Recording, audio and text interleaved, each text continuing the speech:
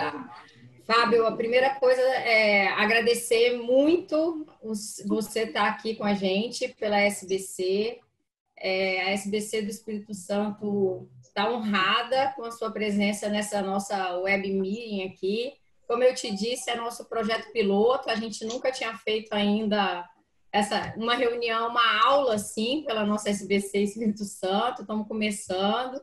Então, se tiver qualquer intercorrência, eu já peço desculpas de antemão, mas eu vou deixar o chat aberto aqui para as pessoas poderem mandar perguntas, caso seja, a gente vá anotando para perguntar no final. E vou deixar os áudios de todo mundo desligado para não fazer ruído durante a sua aula, mas depois a gente pode interagir sem nenhum problema. Roberto vai continuar com a gente para poder moderar, fazer perguntas, pontuações, como eu já apresentei antes, ele é o nosso diretor científico. Então, para a gente é só agradecimento na sexta-feira à noite, você está disponível para discutir um assunto que é impossível não discutir no momento, só se fala disso. Muito obrigada mesmo, Fábio, fica à vontade. Eu que agradeço, Tatiane, para mim é um motivo de alegria, o vínculo emocional que eu tenho com Vitória, para os queridos amigos que há tanto tempo, desde a época de residência, o Márcio, Ricardo, Fátima, Jorge Elias, Patrícia, todos os queridos amigos do Espírito Santo, eu tenho mais uns 50 para enumerar, que eu tenho muito carinho e admiração pelo trabalho que vocês fazem aí. Queria te agradecer pessoalmente, Tatiane e o Roberto, admiração também pelo trabalho que vocês estão fazendo, super bonito na diretoria. E para mim é um motivo de alegria e honra, e eu tenho muito que agradecer esse convite. E estar junto com vocês é muito bacana, viu? Então, para começar, se vocês permitirem, eu só queria pedir 1 minuto de silêncio pelas vítimas que já estão chegando agora a um nível, só parece que de ontem para hoje, 300 e pouco, antes de ontem, 400. Vários colegas aqui de São Paulo, inclusive alguns amigos pessoais faleceram. Então, antes de começar, eu queria só pedir 1 minuto de silêncio em oração para esses, tanto pacientes como colegas, auxiliares, enfermeiros que faleceram.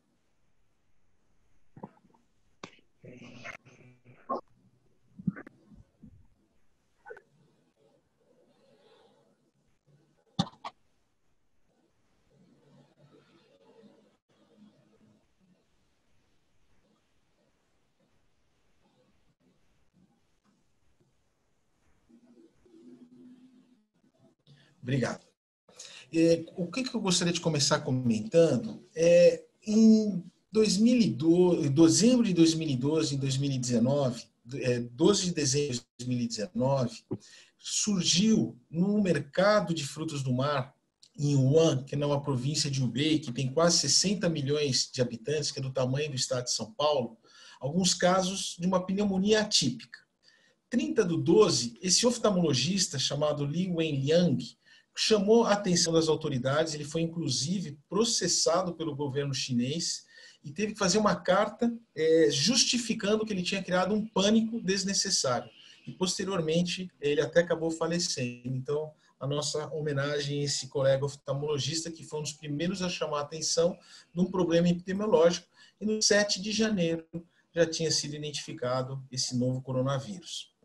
E eu chamo a atenção desse trabalho que foi publicado na BBC News Brasil, que no dia 6 de janeiro chamava a atenção que tinha uma pneumonia que acontecia na China, e quando eu vi essa notícia, parecia uma coisa tão distante para a gente, que a gente imaginava na China uma pneumonia, uma coisa que provavelmente vai ficar localizada lá, e tomou proporções pandêmicas. E, inclusive, eu acabei tendo o coronavírus. Eu nunca imaginava que essa pneumonia pudesse chegar tão perto, tão próximo das famílias, pacientes, e realmente virou um quadro de pandemia. Toda vez que eu tento atualizar essa aula, a gente vê que o número de casos no mundo estão chegando quase a milhões de pacientes, com milhares de mortos. No Brasil, quase 24 mil casos, já temos quase mais de 2 mil mortes. Então, realmente é uma coisa que preocupa, e muitas pessoas comentam que não está nem na ponta do iceberg. Quando a gente fala em coronavírus, que é o vírus que causa alguns quadros relacionados a pneumonias, a gente vê que não é uma coisa nova, não é uma coisa que apareceu agora. Desde a década de 60 e da década de 70, a gente tem os quadros de coronavírus já sendo estudados. Em 1985, a proteína spike ela acabou sendo evidenciada, e essa proteína spike, que é a proteína que acaba interiorizando dentro da célula e causando a ação citopática do vírus. Em 2002 já surgiu a SARS na China, em 2012 apareceu o MERS e agora em 2019 e 2020 apareceu o SARS-CoV-2. Quando a gente fala em termos desses vírus, o que é interessante é que a origem desse vírus é do morcego. Então, quando a gente compara o SARS-CoV-2, 96% da estrutura genética do vírus é semelhante ao vírus do morcego. O SARS-CoV-2 ele tem 80% de semelhança com o SARS-CoV-1, que ocasionou aqueles quadros de pneumonia em 2002, e 50% com o MERS. Então, a gente vê que ele é uma modificação que aconteceu ao longo da evolução, mas ele traz muitas características clínicas e fisiopatológicas com os outros tipos de coronavírus que foram descritos anteriormente. E o que é interessante? Quando a gente vê esses 3 tipos de vírus que comprometem o sistema dos pacientes, que causam o quadro de pneumonia, nós observamos que o SARS-CoV-1 utiliza um receptor AC2, a mesma semelhança do SARS-CoV-2, que também utiliza o receptor do AC2. O período de incubação varia de 2 a 14 dias no SARS-CoV-2, sendo uma média de 5 dias.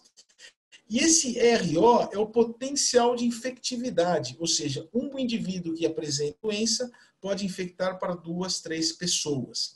E o que chama atenção, tanto do SARS-CoV-1, tanto do MERS, e bem como agora do SARS-CoV-2, que existe uma associação em pacientes que apresentam comorbidades e uma associação relacionada ao risco e à morbidade, que varia de cada caso para cada tipo de vírus, mostrando que realmente não é uma simples gripe, é uma doença extremamente complexa. Eu vou tomar a liberdade de utilizar uns slides do professor Penninger, que é um grande estudioso, é um colega da Áustria, que está morando atualmente no Canadá, e ele fez vários estudos no SARS-CoV-1. E o que ele fez inicialmente? Quando você induz uma lesão química por ácido em animais de experimentação, e quando a gente tem elastância pulmonar, nós vemos que quando se coloca o ácido, nós temos uma alteração da complacência pulmonar. São pulmões que ficam com mais edema, e são pulmões que têm aumento da atividade de metaloproteinases, mostrando que existe uma predisposição a uma alteração do nivelamento pulmonar. Se nós observarmos nesse gráfico aqui, animais com exclusão de solução salina, existe uma preservação da estrutura pulmonar, já com os ácidos, os senhores observam que existe edema, infiltrado inflamatório e uma disruptura da estrutura celular, mostrando que existe um modelo muito bom experimental de lesão pulmonar aguda. Quando a gente vai estudar o pulmão, tanto de experimental como de ser humano, nós observamos que os pulmões expressam uma grande quantidade de enzima da AC2.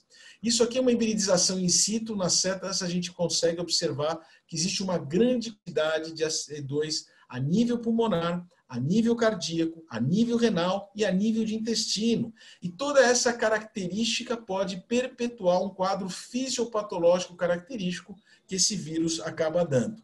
E aqui é um exemplo muito interessante em que a gente acaba observando 2 modelos experimentais. O modelo wild type, que é um modelo que tem a enzima de conversão, e um modelo knockout para a enzima de conversão. São ratinhos que não têm enzima de conversão. Então, os senhores observem que quando existe uma certa inflamação e se injeta o azul de Evans, o azul de Evans é uma estrutura que ele causa, como se fosse mostrando o que acontece dentro do pulmão, causa um edema pulmonar. Então, no indivíduo que tem a enzima de conversão, existe uma atenuação da lesão pulmonar e menos edema pulmonar. Nos indivíduos que têm um nocaute para a enzima de conversão 2, existe um aumento da infiltrado inflamatório, edema pulmonar, e pelo azul de Evans existe uma congestão pulmonar, mostrando que ela é importante na manutenção do estresse pulmonar. Isso também é observado a nível. Animais de experimentação que são nocautes para enzima de conversão 2 apresentam dilatação ao ecocardiograma bidimensional, redução da fração de ejeção de ventrículo esquerdo e aumento da disfunção diastólica, mostrando que a AC2 ela é tão importante a nível pulmonar como a nível cardíaco, e ela é expressa nesses dois órgãos.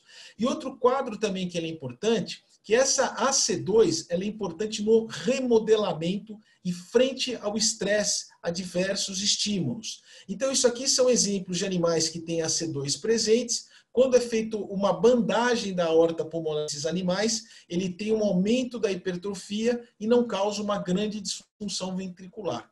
Por outro lado, animais que têm nocaute para enzima de conversão AC2, quando são submetidos a um estresse cardíaco, eles causam uma alteração do remodelamento cardíaco. Não existe uma hipertrofia compensatória, mas sim uma dilatação ventricular, uma queda da fração de ejeção e um comprometimento da função.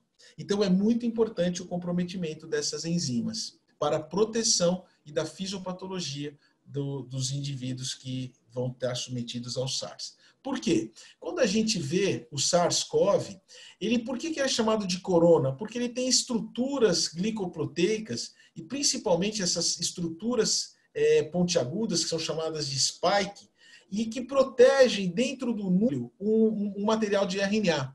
E como que funciona para esse vírus conseguir ter um efeito citopático?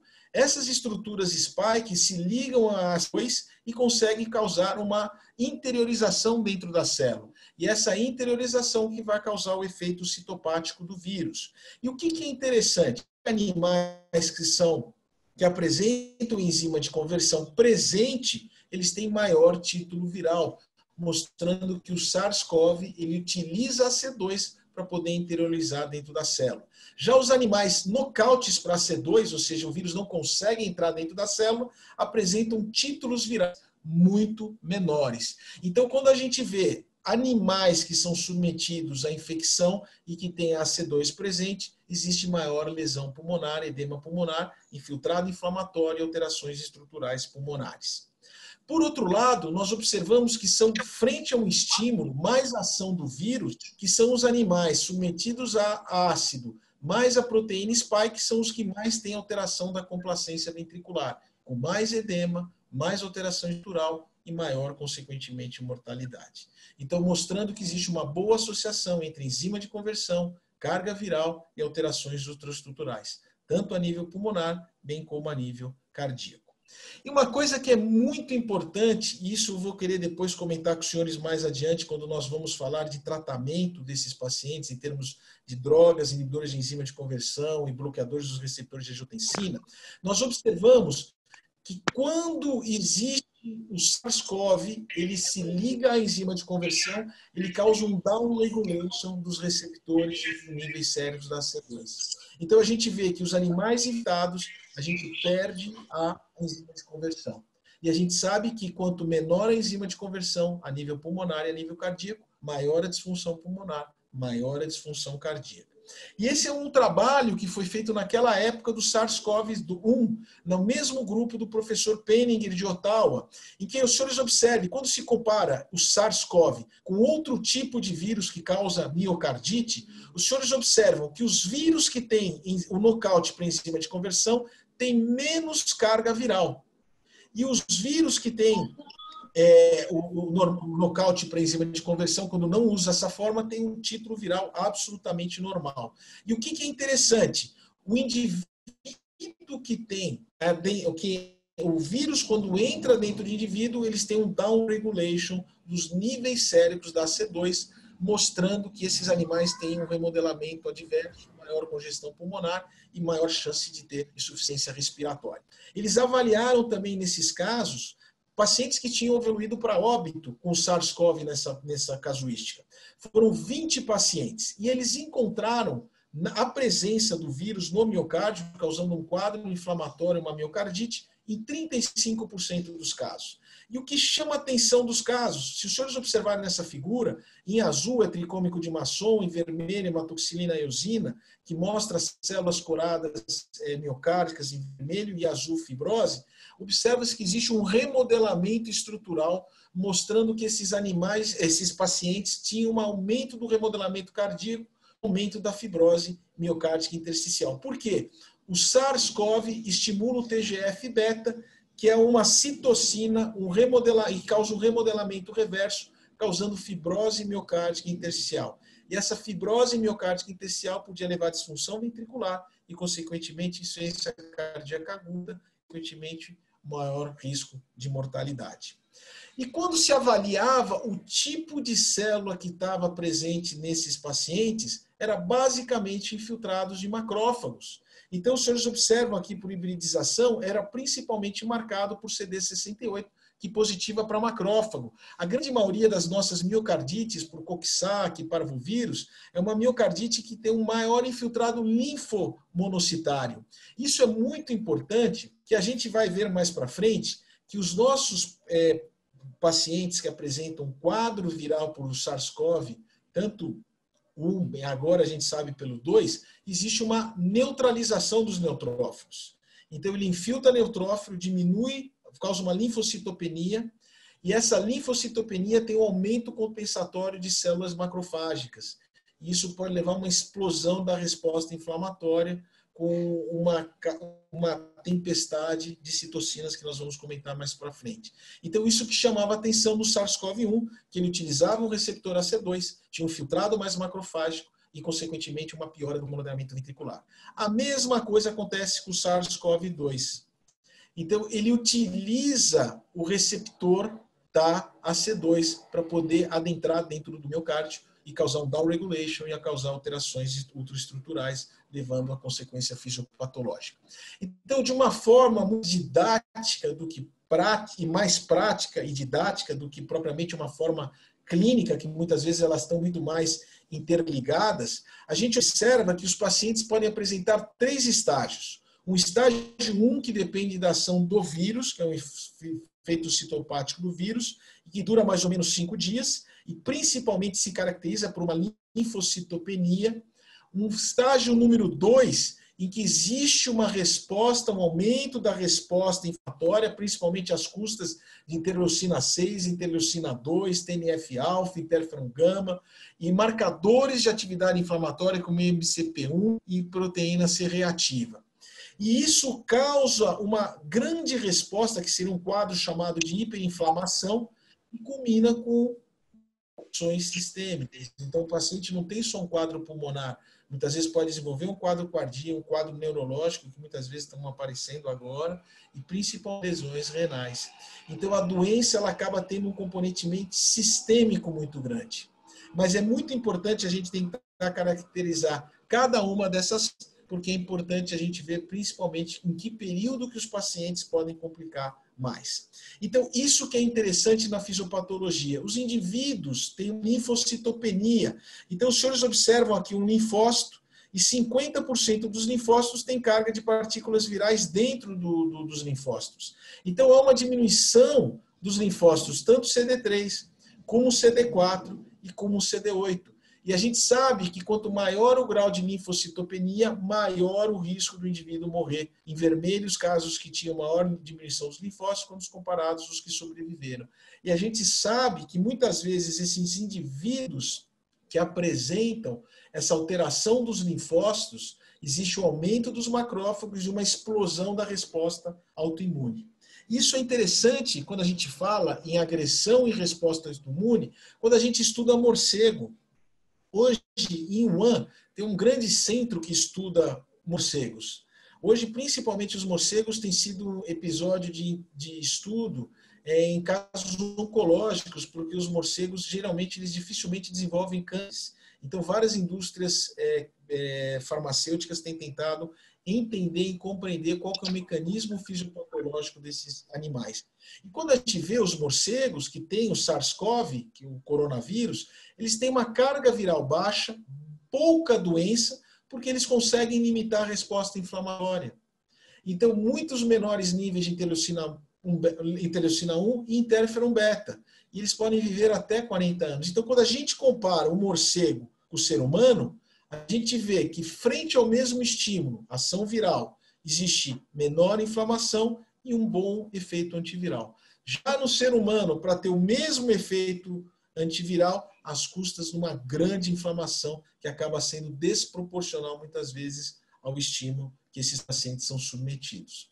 Se por um lado nós temos o efeito citopático do vírus, por outro lado nós temos uma tempestade de citocinas, hoje a gente ouviu falar muito de perfil de microtrombose que esses pacientes apresentam. Então hoje os senhores vão ouvir falar muito em heparina, vários tratamentos, vários estudos, quando dá, quando não dá. Mas por que isso é interessante? Esse é um trabalho que foi feito no Hospital das Clínicas, em 10 pacientes que evoluíram para os 10 primeiros casos do nosso hospital que evoluíram para óbito. É o grupo da doutora Marisa, do professor Paulo Saldini e da doutora Elnara, da pneumologia. E o que é interessante? 8 desses pacientes apresentavam microtrombose a nível pulmonar, a nível cardíaco. E o que chamava a atenção desses pacientes, que o pneumologia sempre comenta? Existe uma desproporção entre ventilação e perfusão nesses pacientes. Então, eles têm como se fosse um shunt pulmonar contendo, entre aspas, microtromboses ou macrotromboses, ocasionando um desmatch muito importante entre a ventilação e a perfusão. E quando a gente vai estudar um pouquinho da fisiopatologia, a gente observa que macrófagos ativados produzem interleucina 1 e interleucina 6, que ativam o plasminogênio. Isso causa aumento da adesão endotelial. Isso leva a mais células inflamatórias que causam lesão vascular, causam alterações vasculares por alterações inflamatórias da parede vascular. E essas células endoteliais liberando citocinas causam efeitos pró-coagulantes e pró-adesivos. Isso é importante na fisiopatologia, como a gente vai comentar um pouco mais para frente. Então, quando a gente fala em fisiopatologia do sistema cardiovascular, a gente observa que ela é multifatorial. Então, tem lesão direta do vírus, inflamação, hipercoagulabilidade, disfunção autonômica, miocardite, estimulação simpática. E qual que é a consequência clínica disso? Síndrome coronariana aguda, simulando infarto-like, insuficiência cardíaca e um fio arritmogênico mais aumentado, como nós vamos mostrar com exemplos clínicos mais adiante. Então, é muito importante a gente entender em que fase que o nosso paciente está. Hoje a gente consegue já entender a fase temporal que esses pacientes estão. Isso a gente aprendeu muito com a China. Nós tivemos a graça do bom Deus que a gente conseguiu aprender com as desgraças que ocorreram na China, na Itália, na Espanha. Então a gente vê que esses indivíduos apresentam uma resposta inflamatória, apresentam a ação do vírus, e essa resposta atinge um pico entre a 7º a 14 dias, atingindo um pico até por volta do 20º dia. Então isso aqui nós vamos comentar um pouquinho essa fase para os senhores, mas o que eu queria chamar a atenção, que é até um período para a gente refletir um pouco mais, e como que fica essa fase crônica?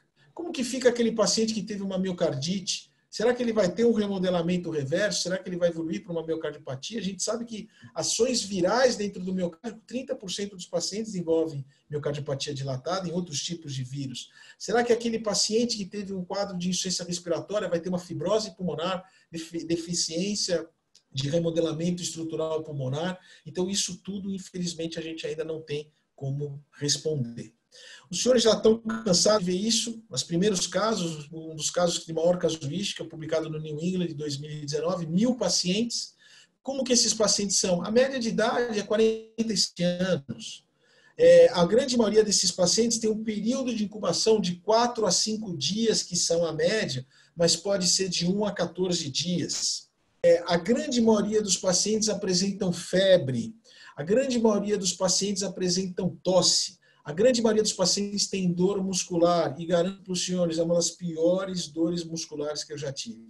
É uma coisa insuportável, às custas de analgésico, chega o tempo do analgésico, é horrível, a gente perde o olfato, a gente perde o gosto, dá alterações intestinais e agora estão começando a descrever as alterações neurológicas.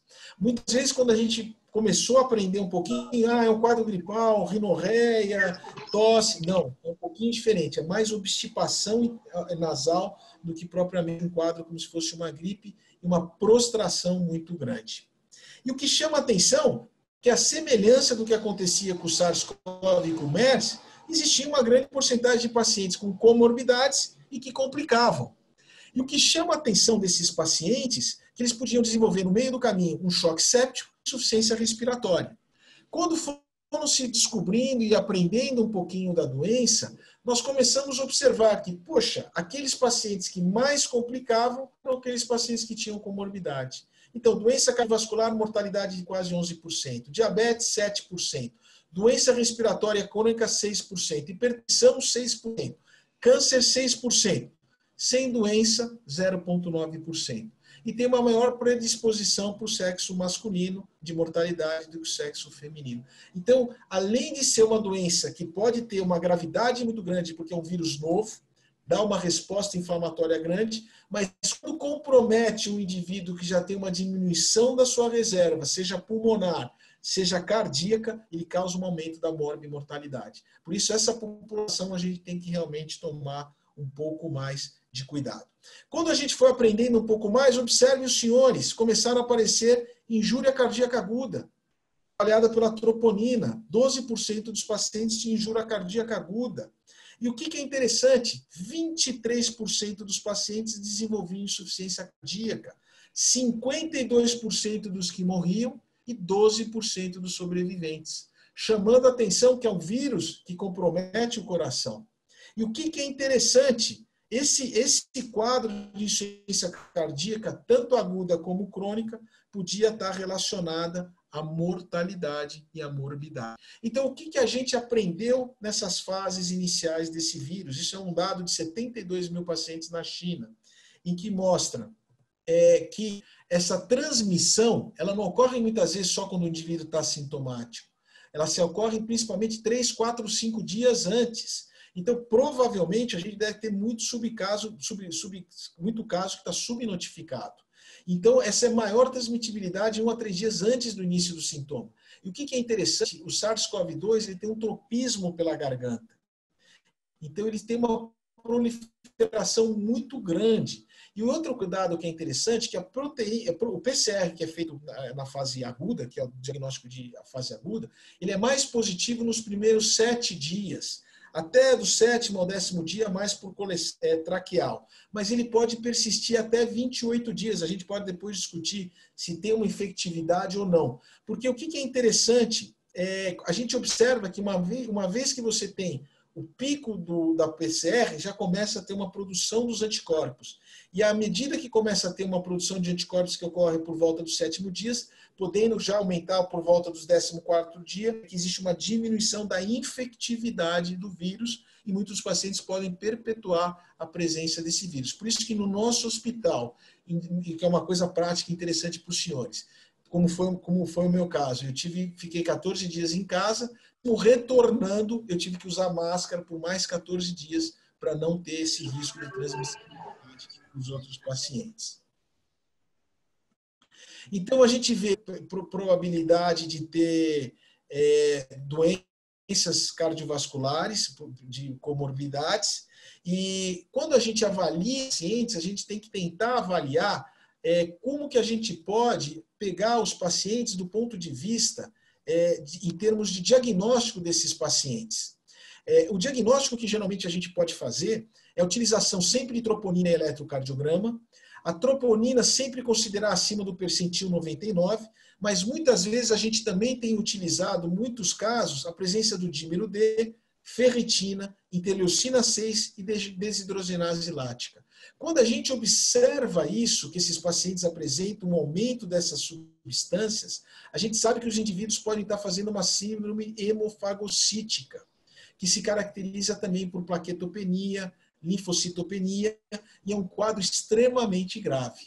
Então, isso pode caracterizar indivíduos de maior gravidade. Então, nos estudos iniciais, o aumento da troponina esteve associado ao aumento da mortalidade e ao aumento da morbidade. Não só a troponina, que os senhores observam, em que período que ela aumenta? Ela começa a aumentar no 10º dia para o 13º e atinge o seu pico naquela por volta da 21ª semana. Então, e é geralmente nesse período que os pacientes acabam complicando. Por outro lado, nós também observamos que existe um fator pró-coagulante nesses pacientes e um aumento muito grande do dímero D. Além disso, existe um quadro pró-inflamatório, que a gente observa que também aumento de interleucina 6, ferritina e um quadro de linfocitopenia. Por isso que é importante quando a gente tentar caracterizar em que fase que o paciente acaba se encontrando. Então, a fase que o paciente acaba se encontrando, muitas vezes, é uma fase em que depende do período clínico que esse paciente está. Então, se os senhores observarem a carga viral, ela atinge o seu máximo por volta do 7º, 10º dia e reduz provavelmente por volta de 21º dia. Já idades inflamatórias começam a aumentar por volta do 7º dia e perpetuam até o 21º dia, tendo a tempestade mais agressiva por volta do seu 28º dia. E outro caso que é interessante também, por volta do 14º dia, existe um aumento da troponina, aumento do dímero D, um aumento do risco de potencial trombótico e, com isso, aumento da morbidade.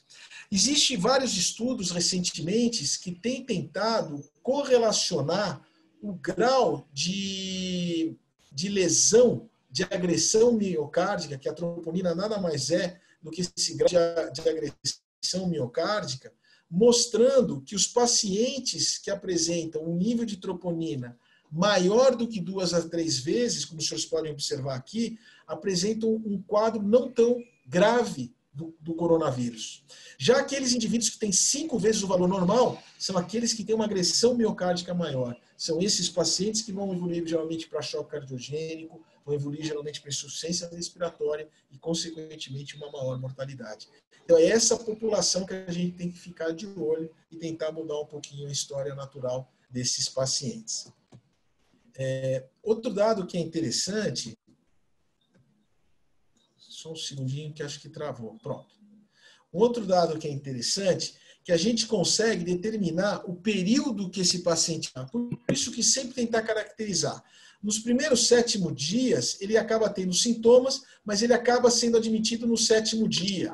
A dispneia e insuficiência respiratória começa entre o 8º e o 11º dia. E o quadro de internação na UTI, ele continua por volta do 11º para o 12º dia. E esse dado é muito importante quando a gente compara os sobreviventes e os não sobreviventes. Então, os senhores observem, o quadro de sepsis e insuficiência respiratória acontece entre o 10º e o 12º dia, entre a primeira e a segunda semana. O paciente vai desenvolver uma insuficiência cardíaca, como nós mostramos para o senhor no grau de troponina, por volta do 13º ou 14º dia, lesão renal por volta do 15º dia, e por volta da 3ª semana que começam a aparecer as insuficiências secundárias, insuficiências bacterianas secundárias. E a morte geralmente se acontece por volta do 19º, 20º dia. Então, os senhores observam que a miríade de agressão miocárdica ela é multifatorial. Então, nós temos ação direta do vírus, a gente tem uma tempestade catecolaminérgica, a gente tem microtrombose, indivíduo com doença pré-existente, aí junto o quadro de insuficiência respiratória e hipoxemia, arritmias ventriculares e choque, e está configurado um grande comprometimento cardíaco. Uma das coisas que a gente sempre chama atenção é a presença que qualquer vírus pode levar a um quadro de miocardite. Isso a gente vê em epidemia de dengue, epidemia de influenza. E o que é interessante, quando teve o MERS, esse é um quadro de ressonância, a gente observa um grande realce tardio num paciente que apresentou MERS pela ressonância. E aqui já existia também no início dos quadros, dos primeiros quadros, quando foram descritas na China, que os pacientes apresentavam uma chance maior. E esse foi o primeiro caso de miocardite. Outro caso de miocardite num paciente de 37 anos que teve dor precordial, alteração eletrocardiográfica, parecido infarto-like, alterações pulmonares com nódulos pulmonares, congestão pulmonar, angiotomo sem lesão coronariana, com aumento de troponina, aumento de CKMB, explosão de BNP, em que foi feito imunoglobulina hiperimune e glicocorticoide, e ela acabou recuperando a função ventricular, mostrando que esses pacientes podem ter um componente tanto viral como um componente inflamatório, como gênese dessa disfunção miocárdica. Já quando a gente começa a olhar dados de SARS-CoV-2 de autopsia, a mesma coisa acontece com o que acontecia no SARS-CoV-1. Existe um infiltrado inflamatório, os senhores observam aqui a marcação de macrófago.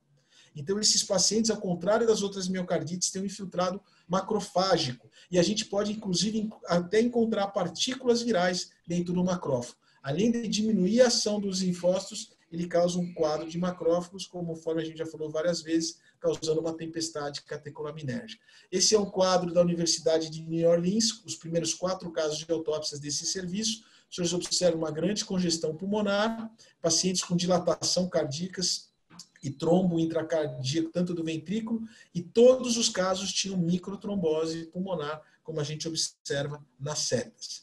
No quadro da autopsia desses casos, existia um quadro de degeneração focal. Então, eles não conseguiram, nesses casos, identificar o vírus, mas já existia uma alteração intraestrutural, talvez por um componente autoimune mais exacerbado. E esse é um trabalho muito interessante nos primeiros casos de autopsia que foram feitos na China. Foram 68 casos de óbito. Então, a gente observa que quanto maior a idade, em vermelho os que morreram e em verde os que sobreviveram, os senhores observam que a proporção aumenta muito mais a chance de óbito quanto maior a idade. Então, de acordo com a idade, a gente tem que tomar um pouco mais de cuidado. E quando que esses indivíduos morrem? Dois períodos bimodais, no 14º dia e no 22º dia, que coincide com toda aquela fisiopatologia que nós comentamos para os senhores anteriormente. E quem que morre mais? É aquele que tem agressão miocárdica em vermelho, é aquele que tem agressão muscular, é aquele que tem agressão inflamatória com proteína C reativa e aquele que tem alteração da interleucina 6. E quando se observa do que eles morreram, 53% é insuficiência respiratória, mas 33% é insuficiência respiratória mais disfunção cardíaca e 7% miocardite.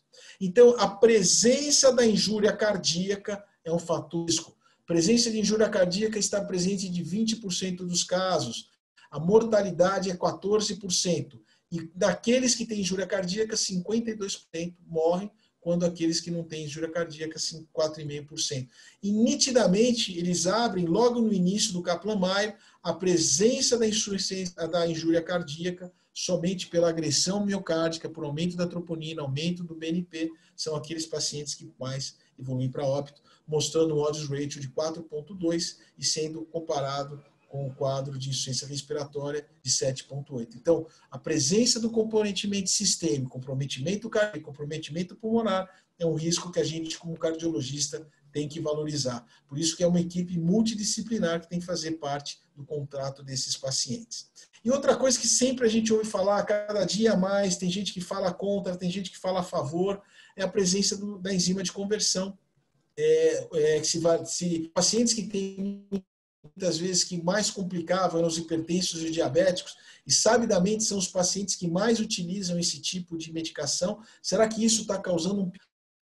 A gente sabe que o gene da ECA2 está ligado ao cromossomo X, e 50% da mortalidade era maior no sexo masculino. Isso por causa de um polimorfismo. Isso quando a gente vê casos da Itália ser muito maior do que a Alemanha, os óbitos, a gente acaba questionando se tem um papel do polimorfismo 2 nesses quadros. E o que é interessante? A gente sabe, e é importante ressaltar, que quando o SARS-CoV ele entra dentro da célula, ele causa regulation do ECA2 circulante, tanto a nível sistêmico, como a nível pulmonar, como a nível cardíaco.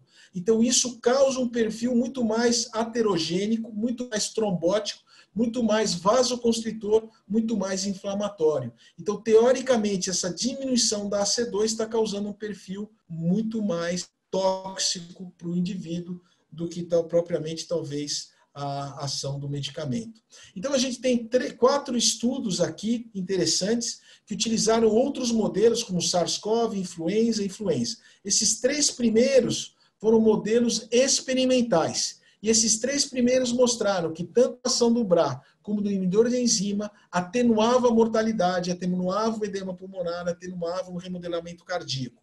E nesse estudo retrospectivo em pacientes que estavam internados, 1.055 pacientes que estavam internados e que desenvolveram pneumonia, a utilização dos IECAS ocasionou uma menor mortalidade. Atenção que realmente essas drogas não interfeririam com os dados clínicos dos pacientes. E recentemente nós observamos um estudo na China que comparou retrospectivamente indivíduos que estavam tomando, eram hipertensos, que estavam tomando inibidor da enzima BRA e pacientes que não estavam tomando inibidor da enzima BRA. E de uma maneira geral, quando se compara essas duas populações, a mortalidade era 3,7% nos que tomavam inibidor da enzima BRA contra 9% dos que não tomavam. Quando se pareava para comorbidades e idade e sexo, a mesma coisa acontecia, mostrando que eram drogas que melhoravam. Logicamente, a gente precisa de uma medicina baseada em evidência para poder definir esse quadro clínico desses pacientes. E para terminar, eu gostaria só de mostrar os casos que a gente tem visto nos nossos serviços, em que a gente tem acompanhado no Hospital das Clínicas e em outros hospitais como que pode se apresentar. Isso foi um trabalho que foi apresentado no pessoal da Cleveland Clinic, em que ele chama a atenção de 4 fenótipos de apresentação clínica de paciente com COVID do ponto de vista cardiológico. Esse caso número 1 é um paciente que não teve sintoma prévio nenhum, sem tosse, sem febre, sem coriza, sem quadro digestivo, e apresentou um quadro súbito de dor precordial, elevação do segmento ST em parede anterior, foi para a hemodinâmica, CAT coronária normal, radiografia de tórax, tinha um pouco de congestão, o eco acabou tendo um choque cardiogênico, provavelmente eles pensaram em miopericardite, e foi sorologia para COVID e PCR, que isso confirmou que ele tinha uma miopericardite, provavelmente pelo COVID, e ele foi submetido a inibidor de enzima, beta-bloqueador, repouso, e houve uma recuperação do quadro clínico. Então, um dos fenótipos que nós vamos ver bastante é o fenótipo de infarto com coronárias normais. É o famoso MINOCA, que é o infarto com coronárias normais, que a gente também sempre viu nos pacientes com outros quadros virais. Outro caso é uma paciente de 38 anos, diabética, que chegou com um quadro de insuficiência respiratória aguda, congestão pulmonar, nódulos pulmonares, muito sugestivo de COVID. A tomografia confirmou que era COVID. Ela tinha um eletro sem grandes alterações, desenvolveu uma taquicardia supraventricular e, posteriormente, ela precisou entrar em insuficiência respiratória, acabou entrando em ECMO para tentar melhorar um pouco o quadro de hipoxemia. Quando entrou em ECMO, ela teve uma dissociação ventricular e foi passada por uma assistência ventricular mecânica. E fez um choque cardiogênico e acabou tendo um quadro de disfunção ventricular, que foi cogitado invasão viral, tempestade de citocinas, o próprio stane ou até mesmo uma cardiopatia do estresse, que eles têm chamado de Takotsubo reverso. E essa paciente, com todo esse suporte, ela acabou recuperando a função ventricular. Então, nós vimos um fenótipo de infarto-like, mas também um fenótipo de insuficiência cardíaca aguda.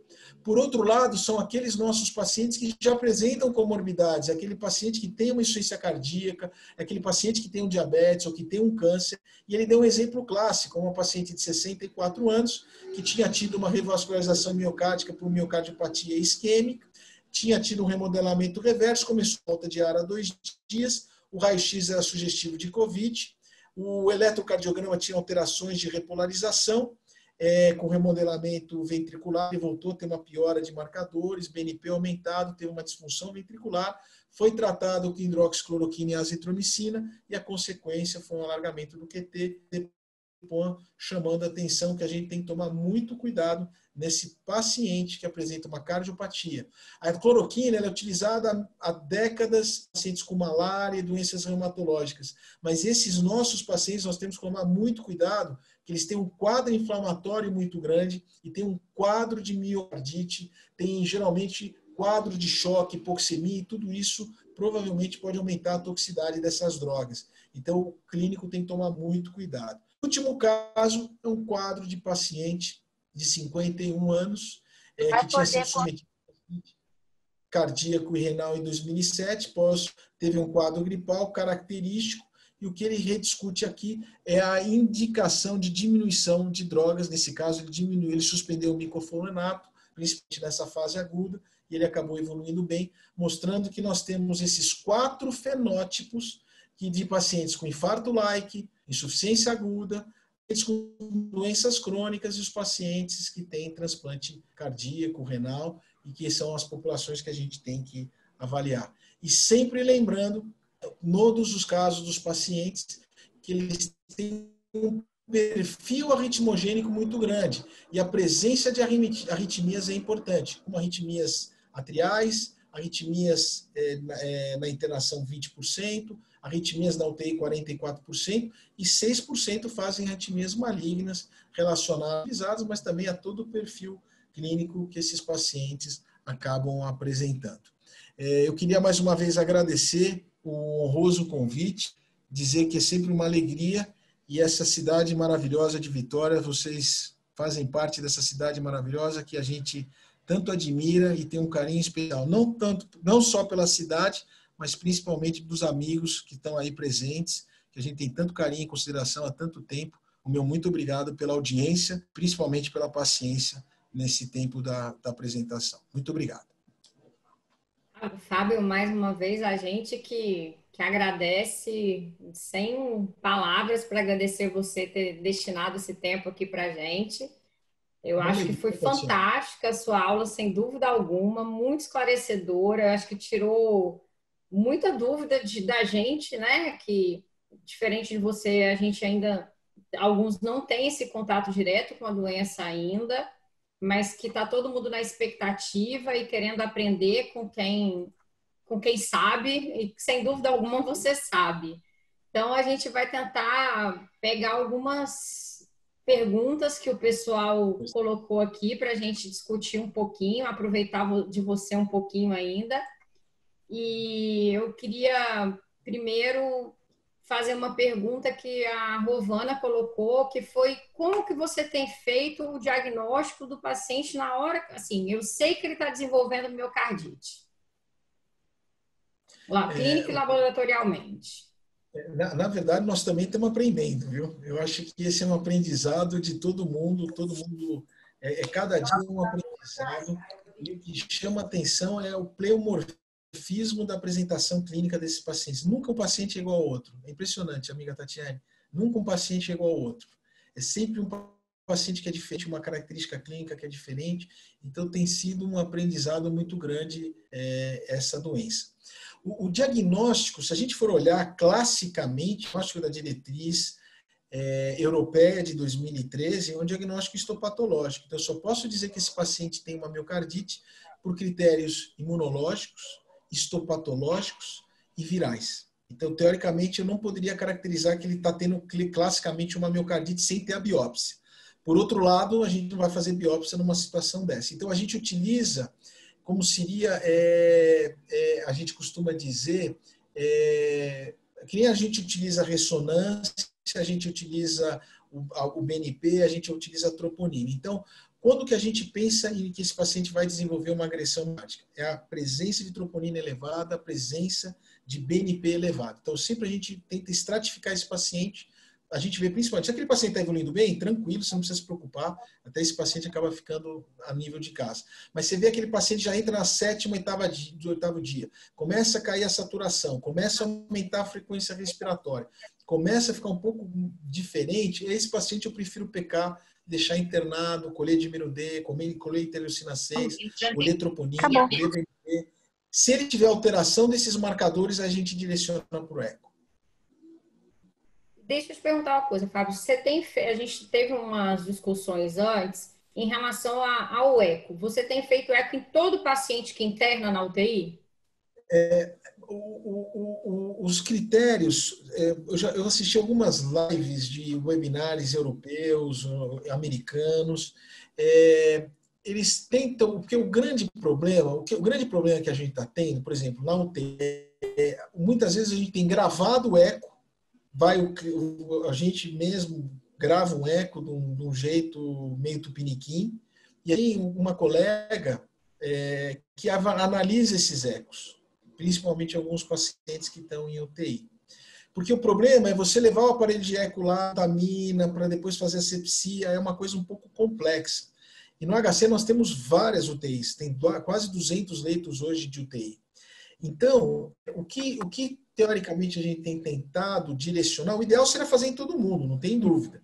Mas o que a gente tem tentado ver é aquele paciente que tem uma troponina mais elevada, aquele paciente que já começa a aumentar o BNP, que está evoluindo mal, e ele eu acho que merece um ecocardiograma. Outra coisa que perguntaram, Roberto, assim, Fábio, é em relação ao nível do dímero D, se vocês têm usado algum nível para pensar em anticoagular esse paciente. Eu vi uma aula da Ionara, da pneumo, que você falou, que ela está super empolgada em relação a, a anticoagulação, tudo, ela realmente empolga, dá vontade de você começar a usar amanhã, né? E ela realmente acompanhou várias necrópsias, ela deu um relato dela e ela fala essa relação com o dímero D e de você, inclusive, fazer, às vezes, mesmo o paciente não na UTI, né? Não tão grave. Ela cita até uma situação que ela chama de profilaxia dobrada, né? Que eu vi. Então, você tem algum comentário para a gente para acrescentar? É uma excelente colocação. Aquele trabalho que a gente mostrou é o trabalho do grupo dela, são os primeiros 10 casos de autópsia que tem no nosso serviço, e tem microtrombose. Então a gente já tem trabalho na Itália falando isso, a gente já tem trabalho na China falando isso, a gente já tem trabalho nos Estados Unidos falando nisso. Como eu falo, infelizmente, a gente falar de terapêutica, a gente não tem nada baseado em evidência. Eu costumo dizer, nós estamos numa guerra. Numa guerra nós não vamos testar se o paraquedas funciona ou se o paraquedas não funciona. Eu acho que não tem como a gente tentar comparar isso. Então, literalmente, nós estamos numa guerra com um inimigo invisível e é um inimigo extremamente traiçoeiro. Pessoalmente, a minha opinião, que qualquer paciente que esteja internado, eu acho que uma profilaxia de TVP não teria um grande impacto negativo. A Ionara acha que esses pacientes merecem uma profilaxia.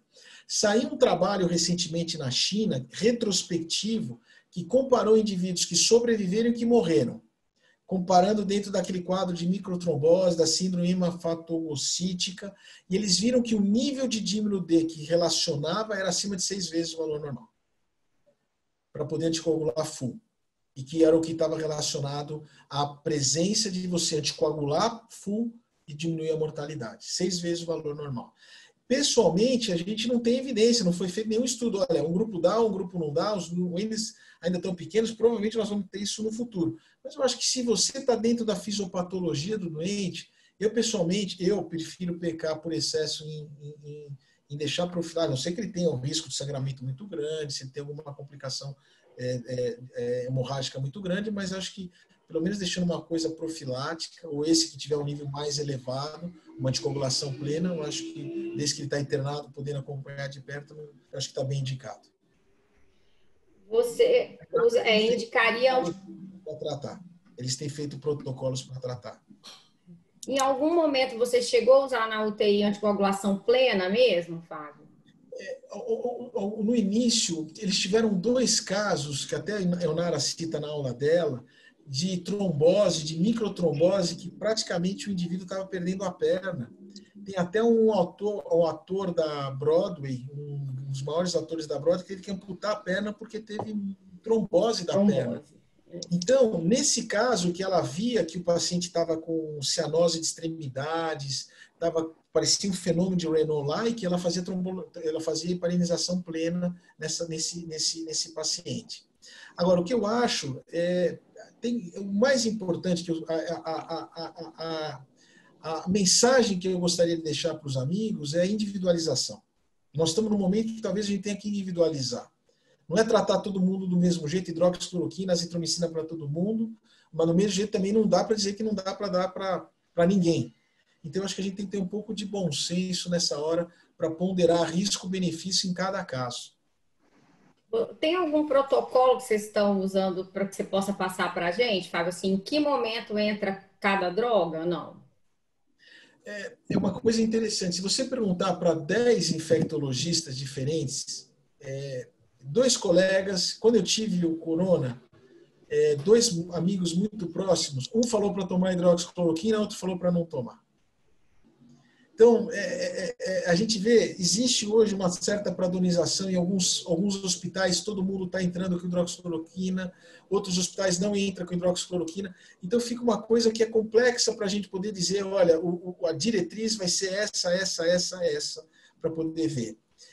Vai sair um paper que a Ludmila escreveu, um trabalho muito interessante, numa revisão sobre o que o cardiologista deve saber em relação ao COVID, em relação à parte cardiovascular. E tem algumas coisinhas, acho que ainda não estava pré-publicação nos arquivos, um trabalhinho muito bonito, muito interessante, mostrando em cada uma das situações de como você avaliar, como você conduzir. Mas, no momento, conversando, realmente é muita dúvida, quando dá, quando não dá. Então, o que eu percebo em alguns hospitais, quando o paciente está numa fase clínica boa, não tem comorbidade, não tem grandes drogas que alargam o QT, e está estável, deixa quieto, vai acompanhando e vai seguindo. Naquele paciente que começa no 7º para o 8º dia, começa a complicar, aí o pessoal dá. Se você for ver o CFM, o Conselho Federal de Medicina, ele diz, você dá no caso leve, médio e grave. Geral. Quando dá? É um ponto de interrogação. Então, por isso que eu acho que tem que ser individualizado e eu acho que a conduta tem que ser compartilhada. Eu sempre, quando vou indicar um desses tratamentos, eu escuto muita opinião do infecto, do pneumo e a gente dá a nossa opinião cardiológica. A Andressa perguntou, Fábio, se tem alguma forma da gente prever essa tempestade citocinética que pode acontecer em alguns casos. Boa noite, querida amiga. Nesses casos, a gente pode muitas vezes, a gente tem feito de protocolos, dosagem de interleucina 6, a próprio aumento do dímero D, a própria linfocitopenia, a própria PCR aumentada, a própria procalcitonina aumentada. Às vezes a gente não vai ter interleucina 6, mas pode ter procalcitonina, pode ter PCR, pode ter dímero D, pode ter troponina. Então, tudo isso mostra que esse paciente pode ter uma tempestade catecolaminérgica. Com tempestade de citocinas, desculpa. E sempre naquele período, entre a 7ª e a 14ª semana. Eu acho que esse time da doença é super importante, né, Fábio? A gente está de olho, às vezes até preocupado. Você está vendo que o paciente, até para dar alta, aquele paciente, você está na dúvida, se ele estiver nessa fase, espera um pouquinho para ver se... Espera um pouco mais, exatamente. O que eu acho que é importante é sentir o paciente e acreditar no que o doente fala. E o que é interessante, muitos dos pacientes, eles complicam em 24 horas. Eles entram em choque, insuficiência respiratória em menos de 24 horas. É uma coisa absurda. E isso a gente vai vendo que eles vão estar e de repente, puf, acaba descompensando. Então, por isso que é importante sentir e realmente, por isso que eu costumo dizer, cada caso nunca é igual ao outro caso. Um complica no 8º, outro complica no 10º, outro complica no 9º. É difícil. Vou passar o Roberto para te fazer umas perguntas aí, Fábio. Pois não, amigo Roberto, um prazer. Beleza, Fábio, muito obrigado. Em primeiro lugar, eu queria agradecer em nome de toda a comunidade cardiológica do Espírito Santo. Eu agradeço a alegria de estar com vocês. Eu fico muito feliz em estar com vocês, amigos. Acho que foi uma excelente aula. Foi uma honra ter tanto conhecimento com tamanha elegância. A gente só tem a te agradecer. Muito obrigado. Eu sou um otimista por natureza e eu acredito que nós todos vamos sair mais fortes dessa situação.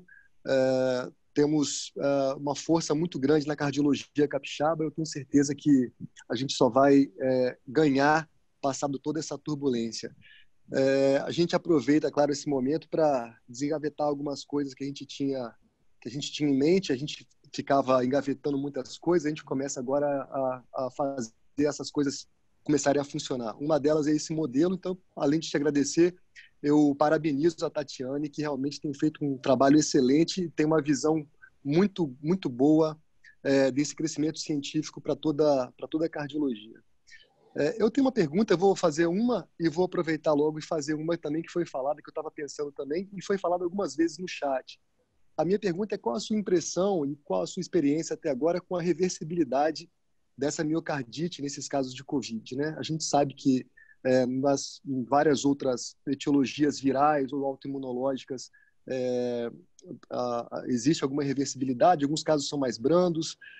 Como você vê essa manifestação e qual o grau de reversibilidade que você tem acompanhado?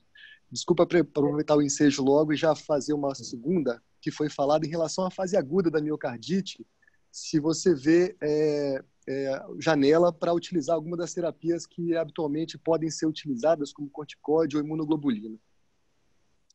Não, são duas excelentes perguntas. Com relação à primeira pergunta, ainda a gente não tem um time aqui em São Paulo, tem uma doença de praticamente um mês, eu já vi algumas 10 miocardites recentemente em alguns hospitais aqui em São Paulo. A grande maioria dos pacientes, desses 10, 8 recuperaram a função no período de 2, 3 semanas. 2 precisaram de suporte mecânico, acabaram ficando com suporte mecânico.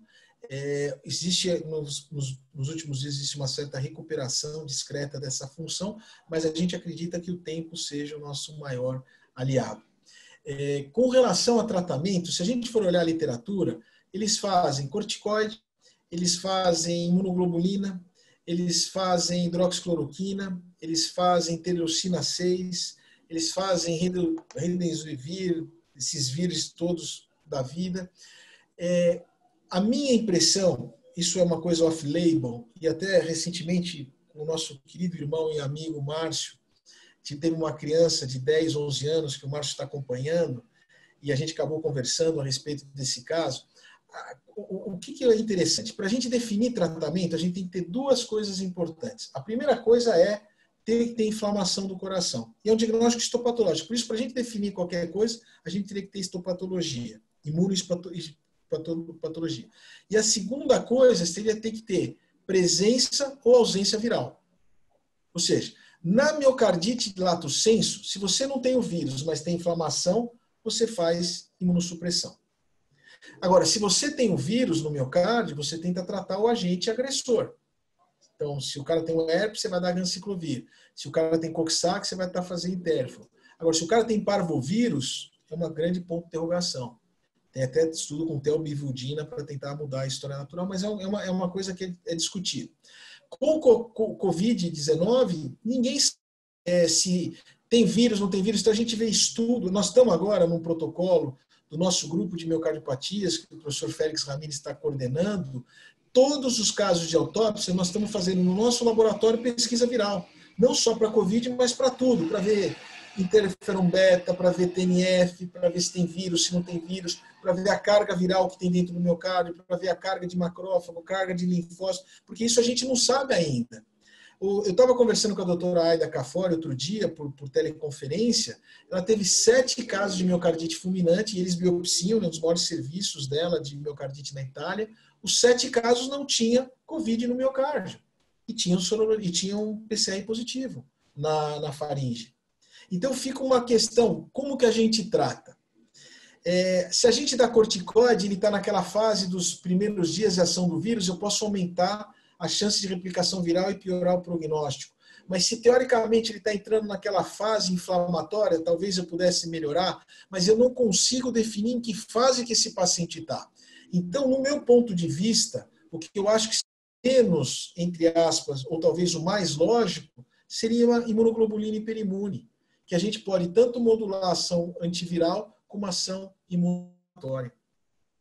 E talvez no futuro, nessa população de pacientes, plasma dos indivíduos que foram curados. Hoje de manhã eu fiquei doando a manhã inteira plasma para tentar utilizar nos protocolos dos pacientes que estão mais graves. Sangue azul, hein? Então, não era tão azul, era um sangue meio mais para roxo do que para azul, viu? Então, eu acredito que talvez a imunoglobulina, amigo Roberto, seja uma possibilidade de a gente poder fazer uma ação mais imunomodulatória para poder melhorar isso. E parece que a paciente, depois o nosso amigo Márcio pode até comentar alguma coisinha, mas parece que a paciente está melhorando em relação à função após, poderia também não ter melhorado, poderia ter melhorado espontaneamente, a gente não sabe. É por isso que eu falo, a gente não tem uma medicina baseada em evidência, mas talvez a imunoglobulina seja talvez o menos... mais lógico para fazer no momento que a gente não sabe se tem vírus ou se tem mais inflamação. E os dois. Mas eu acho que tem que tratar. Aquele que está em choque cardiogênico, está evoluindo mal, eu acho que você tem que fazer alguma coisa. Alguns outros estudos estão fazendo interleucina 6, bloqueador de interleucina 6. O bloqueador de interleucina 6 do tocilizumab você usa como, Fábio? Eu não tive experiência, eu sei que o pessoal do Einstein acabou utilizando e o pessoal do Sírio acabou utilizando, mas eu pessoalmente não tenho experiência com essas opções. São drogas muito caras, né? Uhum. A gente viu que era 10 mil reais a dose, né? Uma coisa assim. Exatamente. Então, fica meio inviável para ter. O Ricardo fez uma pergunta aqui, Fábio, Pois é. falando que na casuística de Nova York mostrou 6% de casos com QT maior que 500 já na admissão hospitalar. Você tem visto isso na prática clínica? Você acha que pode ser por conta do Covid mesmo? Eu acho que sim. O que é interessante, esses pacientes estão inflamados, tem, geralmente, o paciente perde o apetite, desidrata, às vezes tem muito vômito, né? Então causa distúrbio hidroeletrolítico. Então, tem tudo pró-arrítmico. Então, a gente vê, eu não saberia dizer no momento qual seria a porcentagem dos nossos pacientes que têm um QT longo, mas todos os pacientes que a gente tem utilizado, uma pequena porcentagem realmente tem um QT longo. Então, esse a gente tem que tomar muito mais cuidado se for ponderar utilizar drogas que aumentam o QT. Então, você tem toda aquela fisiopatologia que a gente comentou, inflamação, distúrbio metabólico, a própria miocardite alarga o QT, então é complexo. Tem hipóxia. Então, é um indivíduo que tem um pró-arritmia muito grande. Então, esse indivíduo tem que tomar cuidado.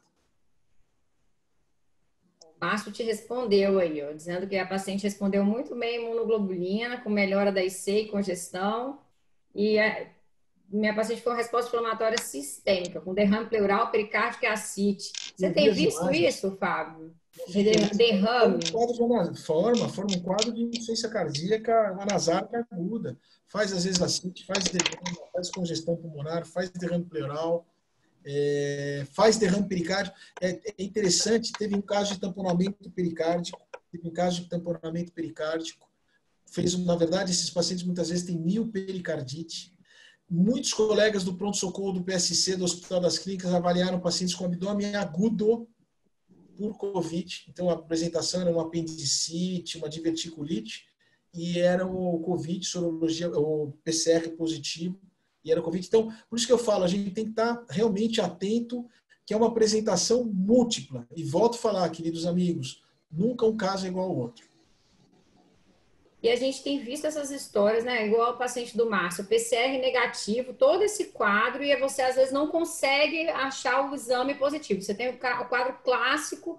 Vocês têm tido uma porcentagem interessante disso, Fábio? Nós conversamos com o Márcio nessa época, foi colhido muito precocemente. Então, esse PCR negativo talvez seja um PCR falsamente negativo. Então, o que a gente às vezes costuma fazer dentro até o 7º, 10º dia, fazer PCR. Se ele vem negativo logo no início e a suspeita clínica é grande, se eu não me engano, o Marcos pode me corrigir, mas acho que a toma era sugestiva de COVID e tinha todo um quadro muito característico. Nesses casos, a gente acaba repetindo a PCR para ter a confirmação, ou se a gente não tem essa disponibilidade de muito exame, acaba pedindo a sorologia para depois realmente saber. Mas até que prove o contrário, esse paciente tem que ser tratado como se tivesse COVID, para fazer exame hemodinâmico, para fazer eco, para fazer tudo, para proteger não só o paciente, como principalmente todas as equipes que estão acompanhando nesse caso. Roberto, você tem mais alguma pergunta? Mais alguém tem alguma pergunta?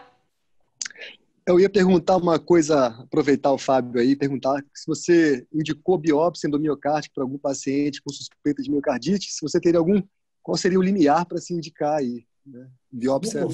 No COVID? No COVID. Não, no COVID agora, é um doente, Roberto, que muitas vezes ele está muito grave. E mesmo para levar esse paciente muitas vezes para a sala de hemodinâmica, para procedimento, a gente tem um pouco de dificuldade.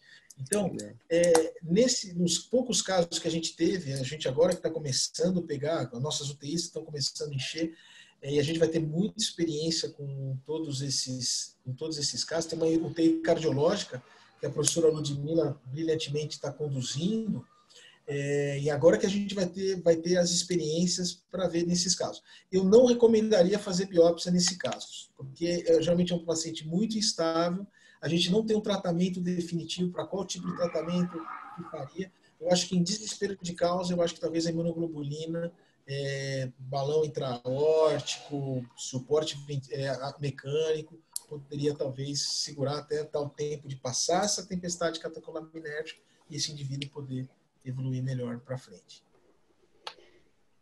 Eu acho que eu vou fazer a última pergunta para deixar o Fábio descansar aí. Eu estou às ordens. É sempre um prazer. Mas se surgir mais alguma coisa, a gente te pega, Fábio. Aqui o Ricardo perguntou aqui se nos pacientes que apresentam FA, mas com Chagas-Vasque 0 ou 1, só que com dedímero muito estourado, se você anticoagularia mesmo assim, plenamente.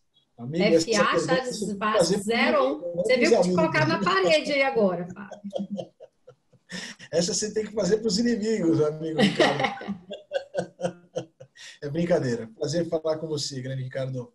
O que eu acho a gente não tem nenhuma evidência. Como, teoricamente, esses pacientes têm um quadro protrombótico muito exacerbado, a gente vê que o dímero D aumenta absurdamente. Então, eles têm... E as autópsias têm mostrado que eles têm trombose intracardíaca, trombose renal, trombose pulmonar. Então, eu acho que esse paciente tem que ser olhado com uma forma diferente. Então, teoricamente, esse paciente fazendo uma fibrilação atrial, tendo um risco aumentado, eu acho que valeria a pena anticoagular dentro de toda a fisiopatologia que esse paciente apresenta. Mas é uma coisa que é mais opinião do que propriamente algo baseado em evidência, amigo. É o que você comentou, né, Fábio? Acho que são, tipo, colocar 10 médicos juntos, a Rovana botou isso aqui também, 10 opiniões diferentes, porque a gente está aprendendo todo mundo junto, né? Por isso que eu falo, cada dia para nós é um aprendizado diferente. Cada dia para nós é um aprendizado diferente. Então, a gente vê que é complexo. Aquele indivíduo que a gente acha que vai bem, complica. Aquele indivíduo que acha que vai mal, vai bem. Então, eu cheguei à conclusão que não dá para dizer que o cara que tem comorbidade é aquele que vai morrer ou aquele que não tem nada que também vai evoluir bem. Então, eu prefiro pecar por excesso de dizer que todo paciente com Covid, até que prove o contrário, ele é culpado. Ele pode evoluir mal. Mas esses pacientes a gente tenta tratar de uma forma mais individualizada. A gente tem visto muito relato de colegas falando que o paciente já tinha procurado 2 vezes o hospital antes de ser internado, e aí ele piorou subitamente em um dia, que ele já tinha procurado ajuda antes, mas estava saturando bem, estava com frequência boa, foi mandado para casa, e depois volta mal. Exatamente. É aquele período que eu comentei para vocês, amigos. É aquele período que ele começa a ter os sintomas, mas quando ele entra na segunda para a terceira semana, entre a 7ª e o 14º dia, que ele começa a aumentar o risco de complicar. E é isso que a gente tem que ficar um pouco de stand-by em alerta. Roberto, vai aí. Me parece, né, Fábio, que existe, claro, a miocardite, quase como um quadro isolado por Covid, mas também aqueles casos que evoluem de forma grave, com insuficiência respiratória, tempo prolongado na UTI, que eu vejo uma semelhança muito grande com um choque séptico, né? Verdade. Você começa a ter várias disfunções orgânicas e isso vai piorando o prognóstico, né? Para não confundir, dizer que isso é só miocardite, isso é um paciente grave com disfunções orgânicas aí caminhando mal, né? Perfeita colocação, Roberto. Acho que a gente nunca aprendeu a estudar tanta clínica médica como a gente está agora, amigos. Exato. E aí, apesar de não ter um tratamento específico nessa hora, como a gente está falando aqui, fazer hidroxicloroquina, fazer imunoglobulina se necessário, fazer anticoagulação com heparina nessa hora. Por isso que eu não quis entrar, eu tomei a liberdade de não entrar em tratamento, porque como é uma coisa que não está estabelecida, eu tenho medo de falar uma coisa e ao invés de estar ajudando para o futuro, cada vez eu escuto a cloroquina. Eu acabei usando porque o meu clínico me prescreveu. Mas é complexo dizer toma, não toma, tá certo ou tá errado. Então, os dois lados estão certos. Porque a gente não tem uma evidência. Então, eu acho que, por isso que eu não quis falar nada de tratamento, porque tudo que eu falar, pode ser que eu fale agora e amanhã eles desmentem, mostram tudo duplo cego, randomizado, que não tem nada a ver. Então, eu acho que a minha sugestão é individualizar e principalmente, o mais importante, do mesmo jeito que a gente faz um ratinho para discutir válvula órtica, se opera, se coloca balão, se a gente faz revasque, eu coloco stent, eu tenho feito isso com as nossas equipes. A gente pega colegas infectologistas, colegas intensivistas, colegas pneumologistas, e o paciente é único. Acho que o ator principal é o paciente. Vamos ponderar, o que você acha dessa situação? Como você pontua? Qual é o score de risco dele desenvolver um choque séptico? Qual que é o score, o índice Apache dele? Qual que é o risco que ele tem? Eu acho que a gente tem que individualizar e dividir a indicação do tratamento. Eu acho que essa sua mensagem final do Covid Team aí é a que deve ficar. Eu agradeço mais uma vez aí. Se tiver mais alguma pergunta, eu vou deixar para a Tatiane. Essa mensagem do Covid Team é fundamental. Essa aí é a melhor que a gente pode exercitar a partir de agora, né? Não ficar com uma opinião isolada nesse mar de ausência de evidências de qualidade. É claro que num paciente grave como esse, evoluindo com injúria miocárdica e miocardite suspeita, nessa hora, para quem está se afogando, jacaré vira tronco, né? Com certeza. Mas a mensagem dessa do Covid Team foi sensacional. Agradeço por todos os participantes aí. Deixar com a Tatiane para encerrar. Obrigado mais uma vez. Obrigado. E obrigado a todos que participaram. Acho que todo mundo ganhou muito. Conto com todos aí, contamos com todos para as próximas oportunidades. Fábio, a gente, mais uma vez, só tem a agradecer. Eu não canso de dizer isso. Eu acho que o que você explicou para a gente deixou claro que hoje, se a gente está de frente de um paciente, não importa qual a apresentação dele, a gente tem que pensar em Covid. Se for neurológica, se for abdômen agudo, se for dor torácica, a gente não pode afastar a Covid. A verdade é essa. A gente tem visto alguns eventos e alguns relatos de colegas aqui em hospitais nossos da capital, de receber pacientes com vários diagnósticos diferentes, ICC descompensada, doença valvar, né? E quando você vai ver, o paciente não foi colocado em isolamento, e aí já contaminou outras pessoas, porque só vai se descobrir que é depois. Então, a gente tem que primeiro entender que a gente está vivendo essa pandemia, que a gente tem que pensar que todo paciente é um possível COVID positivo. E aí a gente tem que ter uma restrição em tudo, porque senão a gente não ajuda, a gente atrapalha, né?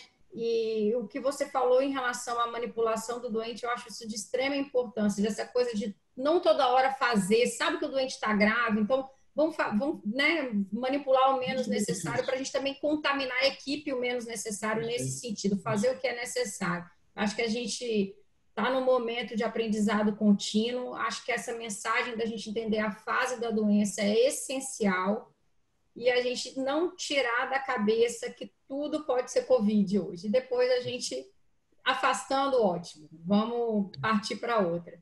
Mas a gente tem visto relatos realmente de contaminações de colegas porque os pacientes eram outro diagnóstico de entrada e que não foi tomado cuidado devido e depois descobriu ser Covid. Isso é muito preocupante, uma hora que a gente precisa de todo mundo, né? A gente não está podendo abrir mão de ninguém. Então, eu queria muito agradeço a todos que ficaram com a gente até agora. Eu acho que a aula foi fantástica, a discussão foi extremamente produtiva.